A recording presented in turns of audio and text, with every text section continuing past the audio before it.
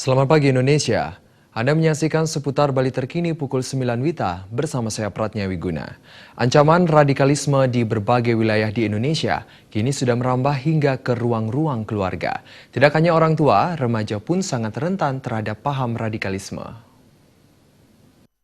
Korem 163 Wirasatya Kolonel Infantri Inyoman Cantiasa, salah satu penyebabnya adalah kecanggihan teknologi informasi dan komunikasi yang terkadang menjadi dilema dan kerap kali merusak. Terbukti saat ini di Indonesia, banyak laporan kehilangan keluarga disampaikan kepada kepolisian akibat ikut organisasi radikal seperti ISIS dan Gavatar. Ini merupakan muara dari kecanggihan teknologi seperti media sosial. Lulusan terbaik Akabri tahun 1990 ini mengungkapkan upaya antisipasi yang harus dilakukan adalah menyelamatkan anak-anak dan keluarga. Orang tua harus meluangkan waktu untuk mengawasi anak-anaknya agar tidak terpapar paham radikal dari internet. Selain itu, orang tua harus mewaspadai juga tumbuh kembangnya doktrinisasi melalui dunia maya, media sosial, dan aplikasi-aplikasi menyesatkan. Ancaman radikalisme itu sudah menembus ruang-ruang keluarga melalui media-media sosial.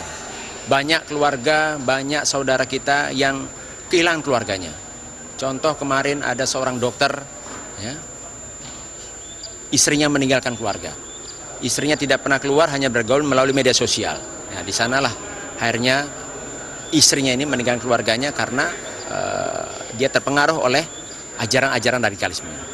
Untuk itu kita juga di lingkungan keluarga besar TNI, ya, khususnya Korem 163 Wirasatya, selalu saya menyampaikan masalah ancaman radikalisme ini.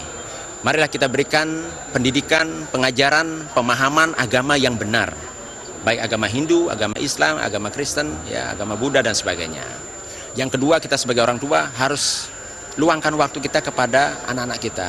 Ya. Anak-anak kita sudah semakin besar, pengaruh lingkungan itu sangat besar. Sehingga mau tidak mau, ya, kita sebagai orang tua harus bisa mampu mewarnai anak-anak kita.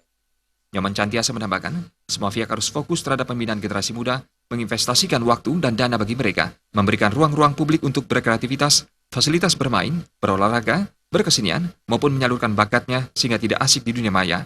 Selain itu, masyarakat Bali juga diharapkan aktif memberikan informasi dan melaporkan situasi sekitar bila ditemukan hal-hal yang mencurigakan. Gargita dan Anggaratana, Bali TV.